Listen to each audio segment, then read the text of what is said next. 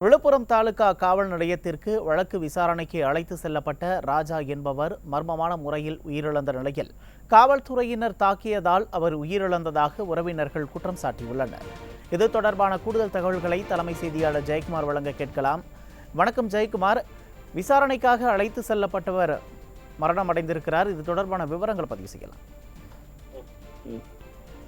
கண்டிப்பாக உமேஷ், விழுப்புரம் மாவட்டத்தில் காவல்துறையினுடைய விசாரணைக்காக அழைத்து செல்லப்பட்ட ஆட்டோ ஓட்டுநர் அதாவது தாக்கப்பட்டதாக இறந்திருப்பதாக அவரது மனைவி மற்றும் அவரது பல்வேறு சமூக அமைப்புகள் மாவட்ட ஆட்சியரிடம் புகார் அளித்திருக்கிறார்கள்.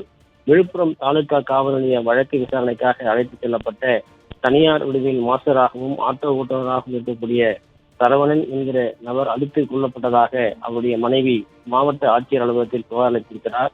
அந்த புகாரில் அவர் பல்வேறு சந்தேகங்களை எழுப்பியிருக்கிறார். குறிப்பாக கடந்த 10/4/2024 அன்று சரியாக 1 மணி அளவில் விழுப்புரம் மேற்கு காவல் நிலைய உதவி ஆய்வாளராக இருக்கக்கூடிய விழுப்புரம் அந்த ஜிஆர்பி தெருவைச் சேர்ந்த ராஜாவினுடைய மனைவி அஞ்சு என்பவர் தான் அந்த காவல் நிலையத்தில் ஆஜராகி இந்த புகார் மனுவை அளித்திருக்கிறார். அஞ்சு அளித்திருக்கக்கூடிய அந்த புகாரில் காவல் உதவி ஆய்வாளர் அழைத்துச் சென்றதாகவும் தனது கணவர் ராஜா வயது 48 என்றும் குடும்பத்தினரோடு அவர் வசித்து வந்த நிலையில் அவரை விசாரணைக்காக அழைத்து செல்லக்கூடிய காவல்துறையினர் அவரை அடித்து விட்டதாகவும் தன்னிடம் வந்து வீட்டில் புலம்பியதாகவும் கூறப்படுகிறது.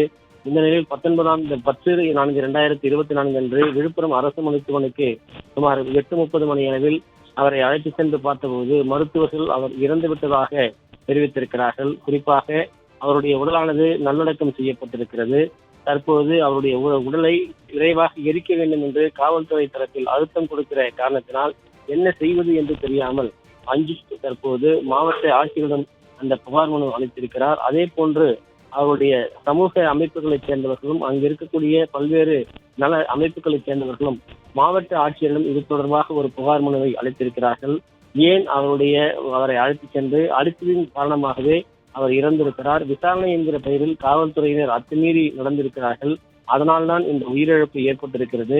விடியா திமுக ஆட்சியில் தொடர்ந்து லாக்அப் மரணங்கள் ஏற்பட்டு வருகிறது, அப்படித்தான் ராஜாவினுடைய மரணமும் ஏற்பட்டிருக்கிறது என்று அவர்கள் வேதனை தெரிவித்திருக்கிறார்கள். குறிப்பாக அதாவது நீதிபதி முன்பாக இந்த உடலை பிரேத பரிசோதனை முழுமையாக மீண்டும் செய்ய வேண்டும், அதே நேரத்தில் எரிக்க வேண்டும் என்கிற கட்டாயப்படுத்தக்கூடிய நிலை எதற்காக என்கிற ஒரு கேள்வி எழுப்பப்பட்டிருக்கிறது.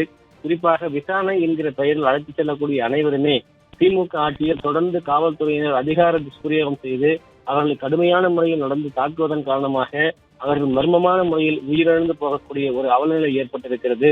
எனவே தனது கணவர் ராஜாவுடைய உயிரிழப்புக்கு சம்பந்தப்பட்ட அந்த விழுப்புரம் நகர காவல்துறை சேர்ந்தவர்கள் மீது உரிய நடவடிக்கை எடுக்கப்பட வேண்டும். தனது கணவருடைய மரணத்துக்கு பின்னால் இருக்கக்கூடிய அனைத்து விஷயங்களையும் உண்மையும் வெளிக்கொண்டு வந்து சம்பந்தப்பட்டவர்களுக்கு தண்டனை பெற்றுத்தர வேண்டும் என்று அந்த உயிரிழந்திருக்கக்கூடிய ராஜாவின் மனைவி அஞ்சு தற்போது அந்த புகாரிலும் தெரிவித்திருக்கிறார்.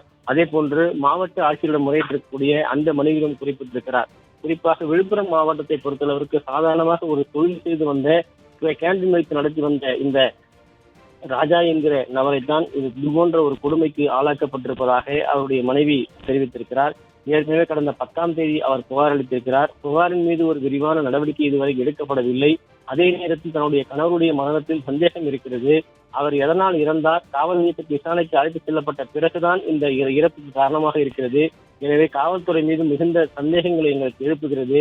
எனவே ஒரு முழுமையான விசாரணை நடத்தி சம்பந்தப்பட்டவர்களுக்கு உரிய தண்டனை பெற்றுத் தர வேண்டும் என்று அவர் அந்த புகார் மனுவில் மாவட்ட ஆட்சியரிடம் வலியுறுத்தி இருப்பது குறிப்பிடத்தக்கது. விவரங்களுக்கு நன்றி ஜெயக்குமார். காலையில் எங்கள் வீட்டுக்கார் 10 மணிக்கெல்லாம் வேலைக்கு போனார். திங்கக்கிழமை வருவார்னு பார்த்தோம்.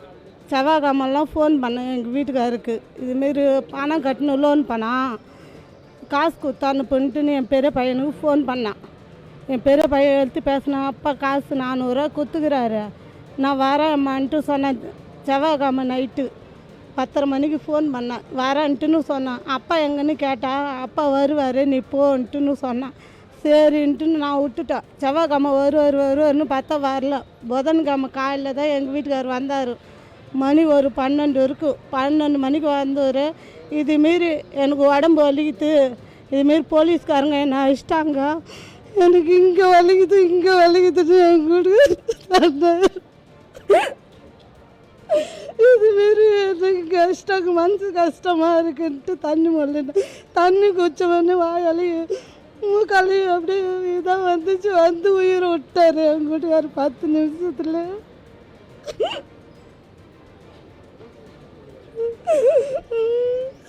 இங்கெல்லாம் எங்கள் வீட்டுக்காருக்கு காயமாக இருந்துச்சு, செவச்சவனு இருந்துச்சு. இங்கெல்லாம் இந்த கையெல்லாம் வீங்கின்னு இருந்துச்சு எங்கள் வீட்டுக்காருக்கு. அங்கே என்ன நடந்தது ஏது நடந்தது எனக்கு தெரியாது.